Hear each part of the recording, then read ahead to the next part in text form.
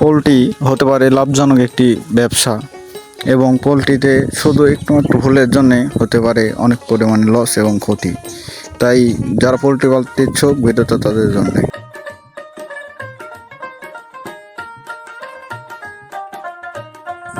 আসসালামু আলাইকুম দর্শক, অন্তর পোলট্রির পক্ষ থেকে আপনাদের জানাচ্ছি অনেক অনেক অভিনন্দন। তো আমরা দেখতে পাচ্ছি মুরগিগুলা খুব সুন্দর একটা সাইজের মধ্যে চলে আসে। আজকে হচ্ছে 6 দিন যাচ্ছে। তো ওজন প্রায় হচ্ছে 200 গ্রামের মতো চলে আসে। খাদ্য খুব ভালো খাচ্ছে, আপনারা সবাই দেখতে পাচ্ছেন।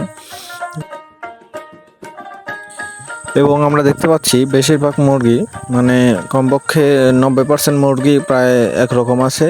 কিছু মুরগি একটু 19-20 আছে, এগুলো আর কিছুদিন পর ওজন ঠিক চলে আসবে ইনশাল্লাহ। স্ক্রিনে আমরা এখন যে মুরগিগুলো দেখতেছি এর বয়স হচ্ছে মোটামুটি আজকে 6 দিন। দেখতে পাচ্ছে খুব ভালো ওজন চলে আসে এবং হচ্ছে চলাফেরা খুব ভালো এবং কোনো ক্যাট নেই।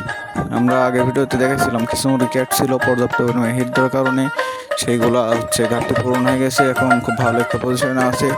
লাস্ট ফিনিশিং পর্যন্ত যদি আমরা পরিশ্রম করতে পারি তাইলে হয়তো খুব ভালো একটা প্রফিট আশা করা যাবে ইনশাল্লাহ।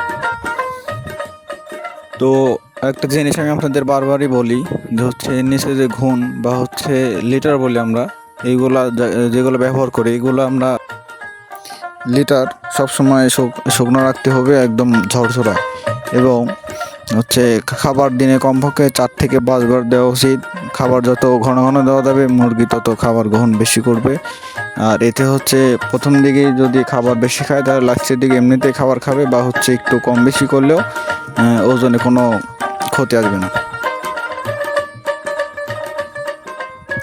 পোলট্রি মুরগির ওজনের জন্য আমি সবাইকে বলবো ওজনের কোনো ওষুধ না দেওয়াই ভালো।